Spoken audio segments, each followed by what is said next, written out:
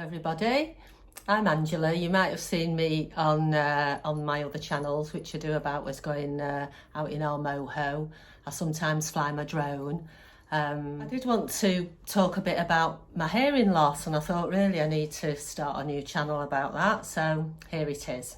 People that know me quite often are surprised to find that I do wear hearing aids, because I'm so nosy and interested in people and that you know, I do try my best to socialise as best I can and not say yes and no in the wrong places.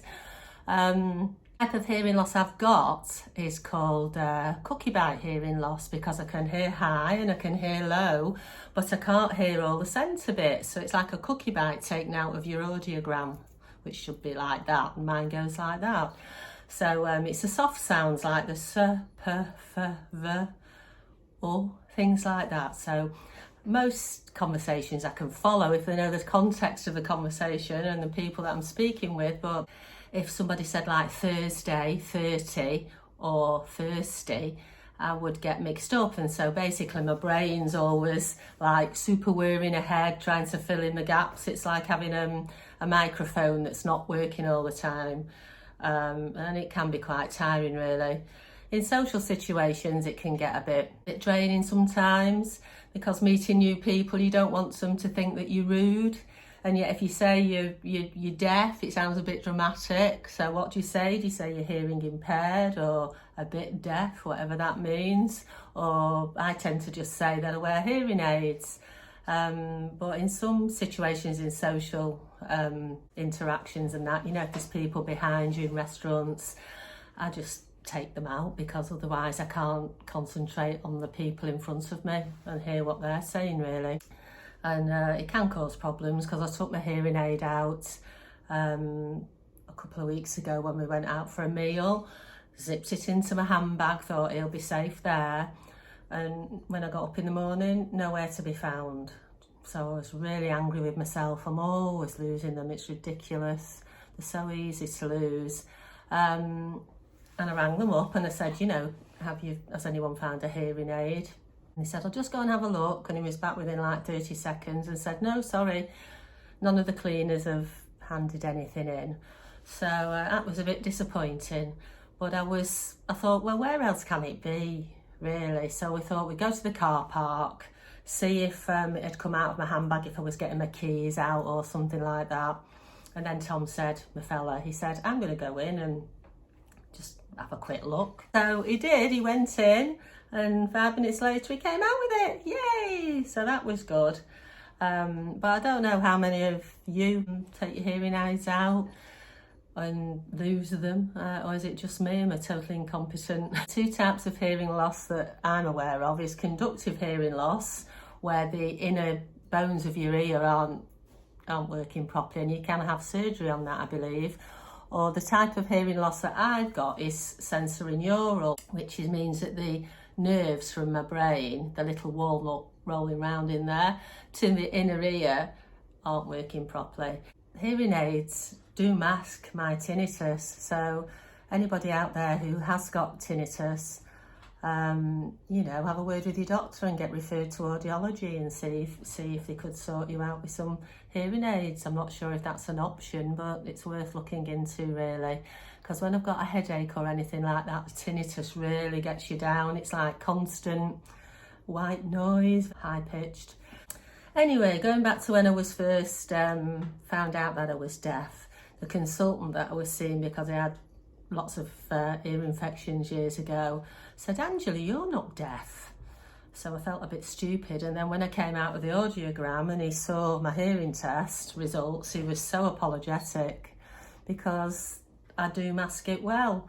But I think there can be quite a lot of people out there in society that are hearing impaired and don't know it. And I think it can cause a lot of communication problems with people.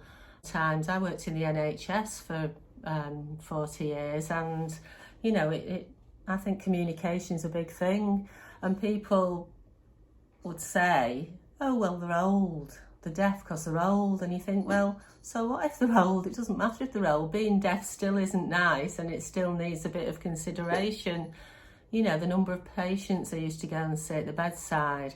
I was a medical photographer, and the hearing aids would be lost. They're old and they've got dementia, and to be in a silent world must be awful. And then sometimes they've not even got the batteries in them, so they're not only not hearing, they're hearing even less because their ears are blocked up with these moulds. I'm thinking, crikey, when I'm in a nursing home when I'm older, no glasses and no hearing aids. I hope they bring me lots of chocolate to keep me happy. I hope you're listening, kids. Driving down the road once, coming home from work, and I thought, crikey, my hearing's getting worse. I just really couldn't make head nor tail of what was being talked about on the radio, and I thought, oh my goodness, I'm getting worse. Anyway, I realised after 30 seconds it was in Welsh, so no wonder. But that's just to get across to you that being deaf doesn't mean that you can't hear sound. I can hear sound, but you're not hearing the full sound, really.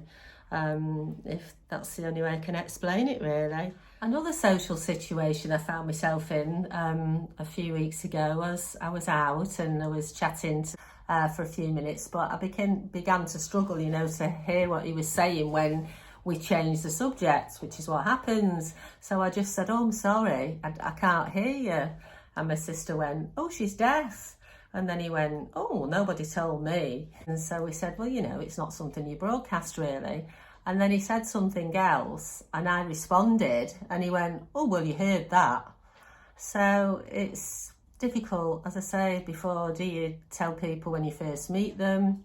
Do you wait until you can't hear them, by which time you've probably got right to the wrong end of the stick of the conversation? I'm going to the hearing aid clinic tomorrow to have a review. I've not had one for 6 years. I'm not sure why, really. And sometimes I do feel like my hearing's deteriorated a bit.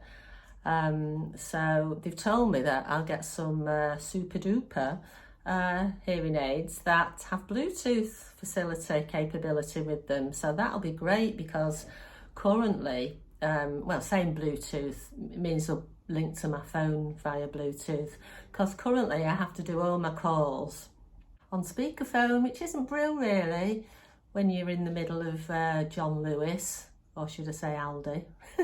Some of you might be wondering why I have NHS hearing aids and don't have the super duper little baked bean size ones. Well, the problem is I've got quite narrow ear canals. I only have the little tiny domes on my hearing aids. I can't tolerate the big moulds because I have really itchy ears as well.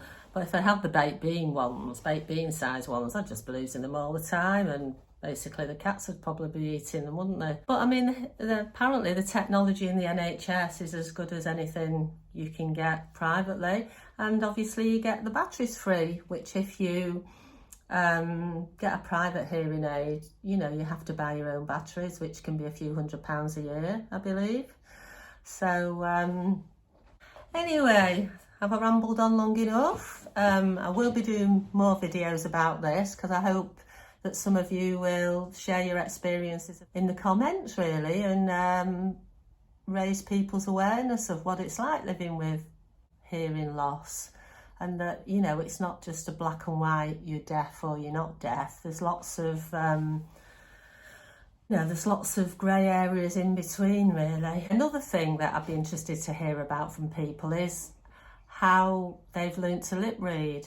I obviously do lip read. I've been told I'm very intense over the years because obviously I'm scanning people's faces looking for clues about what they're talking about, and I have seen at the hearing aid clinic that there are lip reading classes.